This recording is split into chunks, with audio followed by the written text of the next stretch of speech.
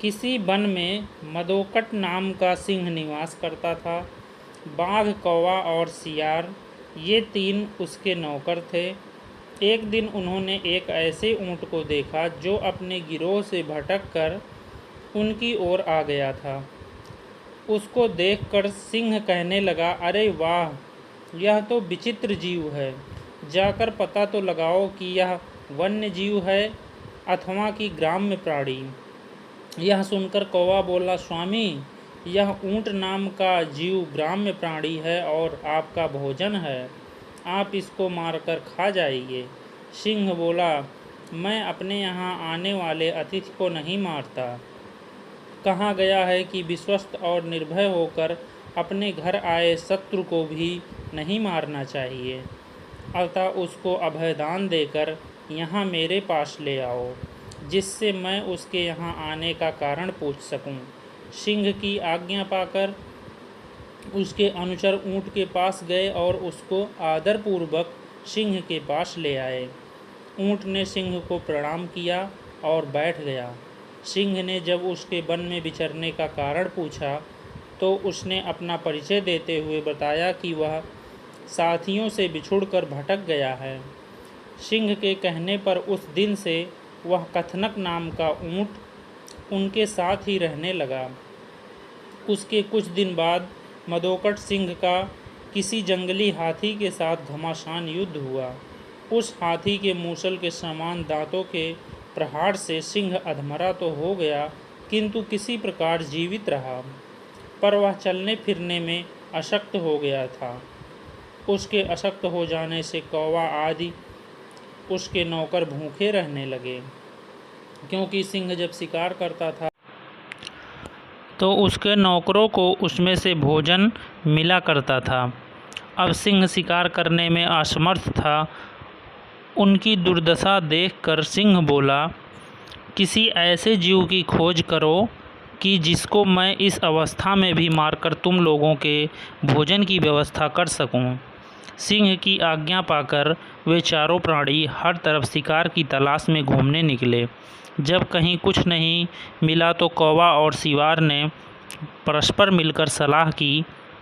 श्रृंगाल बोला, मित्र कौवे, इधर उधर भटकने से क्या लाभ, क्यों ना इस कथनक को मारकर उसका ही भोजन किया जाए।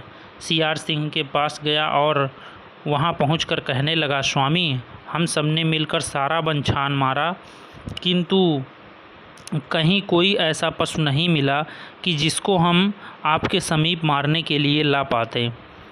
अब भूख इतनी सता रही है कि हमारे लिए एक भी पग चलना कठिन हो गया है। आप बीमार हैं, यदि आपकी आज्ञा हो तो आज कथनक के मांस से ही आपके खाने का प्रबंध किया जाए। पर सिंह ने यह कहते हुए मना कर दिया कि उसने ऊँट को अपने यहाँ पनाह दी है, इसलिए वह उसे मार नहीं सकता। पर सियार ने सिंह को किसी तरह मना ही लिया। राजा की आज्ञा पाते ही श्रृंगाल ने तत्काल अपने साथियों को बुलाया। उसके साथ ऊँट भी आया। उन्हें देखकर सिंह ने पूछा, तुम लोगों को कुछ कहना है? कौवा, सियार, बाघ सहित दूसरे जानवरों ने बता दिया कि उन्हें कुछ नहीं मिला, पर उनके राजा की भूख मिटाने के लिए सभी बारी बारी से सिंह के आगे आए और विनती की कि वह उन्हें मारकर खा ले। पर सियार हर किसी में कुछ न कुछ खामी बता देता ताकि सिंह उसे ना मार सके। अंत में ऊँट की बारी आई। बेचारे सीधे साधे कथनक ने जब यह देखा कि सभी सेवक अपनी जान देने की विनती कर रहे हैं तो वह भी पीछे नहीं रहा। उसने सिंह को प्रणाम करके कहा, स्वामी, ये सभी आपके लिए अभक्ष्य हैं।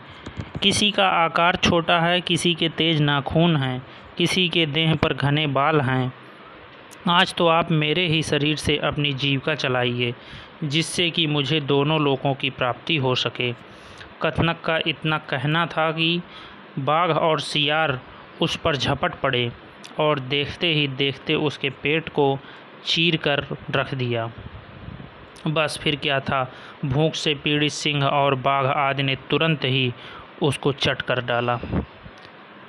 धूर्तों के साथ जब भी रहें पूरी तरह से चौकन्ना रहें। और उनकी मीठी बातों में बिल्कुल ना आएं, और विवेकहीन तथा मूर्ख स्वामी से भी दूर रहने में ही भलाई है। दोस्तों, कहानी कैसी लगी कमेंट करके ज़रूर बताएं, और ऐसे ही कहानियाँ देखने के लिए चैनल को सब्सक्राइब करें। धन्यवाद दोस्तों।